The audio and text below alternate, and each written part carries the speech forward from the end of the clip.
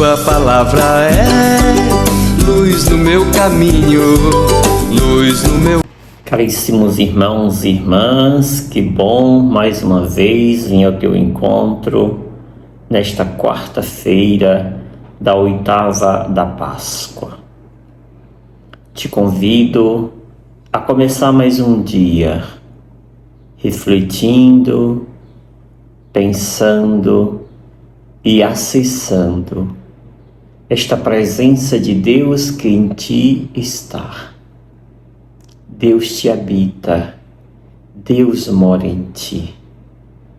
Por isso, se acolha, se ame, se perdoe,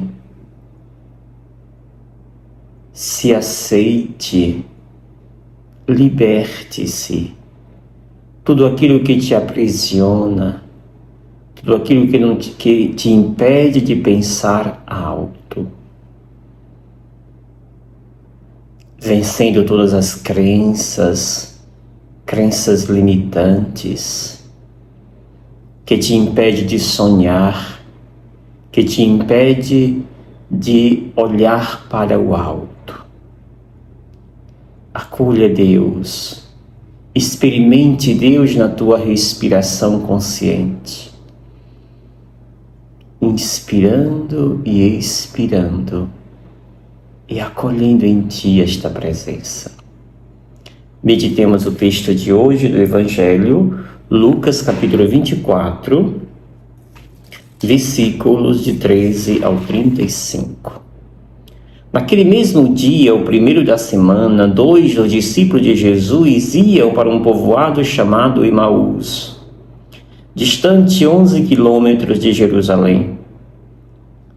Conversavam sobre todas as coisas que tinham acontecido. Enquanto conversava e discutia, o próprio Jesus se aproximou e começou a caminhar com eles.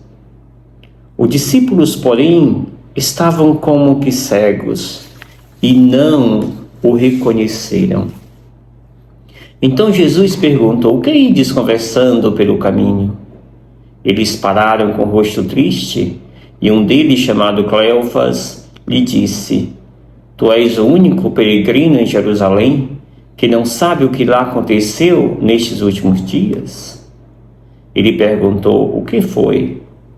Os discípulos responderam: "O que aconteceu com Jesus o Nazareno, que foi um profeta poderoso em obras e palavras diante de Deus e diante de todo o povo. Nossos sumos sacerdotes e nossos chefes o entregaram para ser condenado à morte e o crucificaram.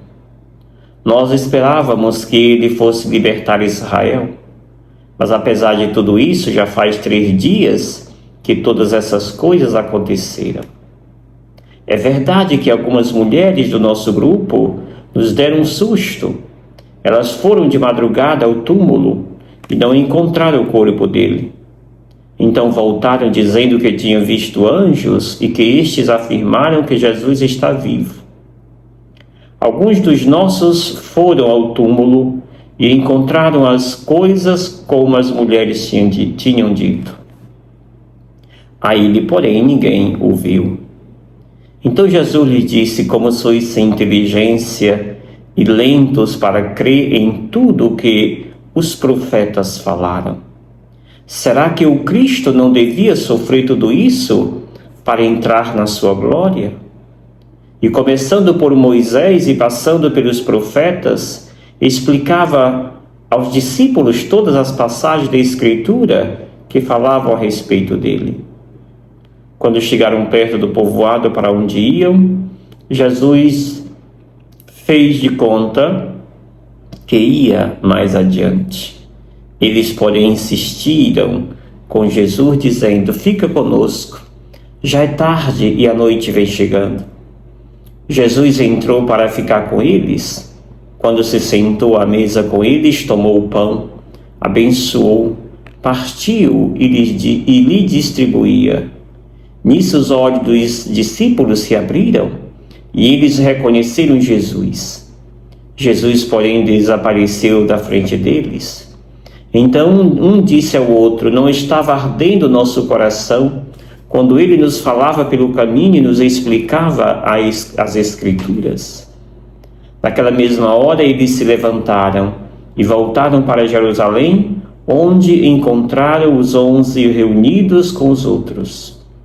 E estes confirmaram: realmente o Senhor ressuscitou e apareceu a Simão.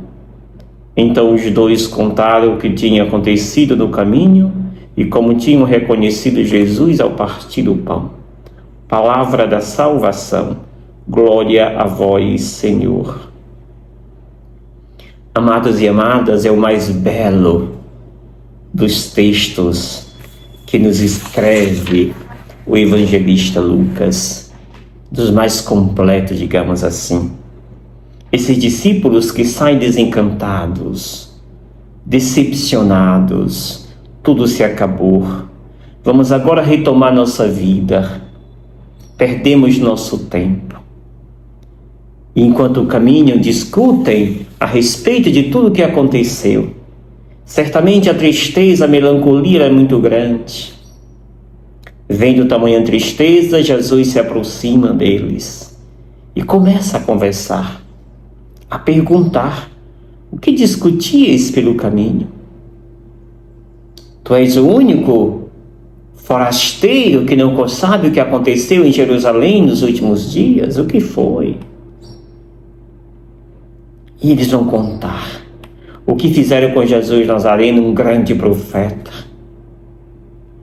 Os nossos sumos sacerdotes o mataram pregando na cruz. Já faz 3 dias que tudo isso aconteceu.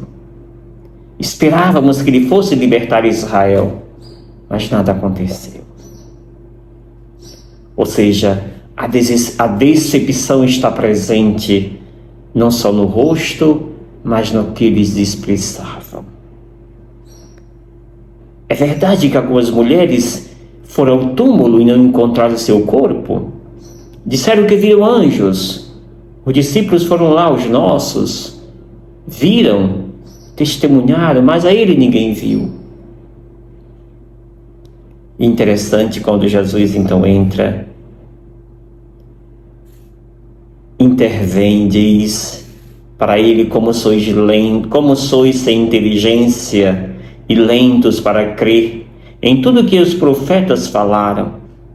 Será que o Cristo não deveria passar por sofrer tudo isso para entrar na sua glória?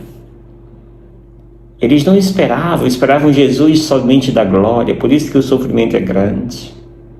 Quando nós esperamos um Jesus somente da glória, nos decepcionamos com as nossas dores e sofrimentos.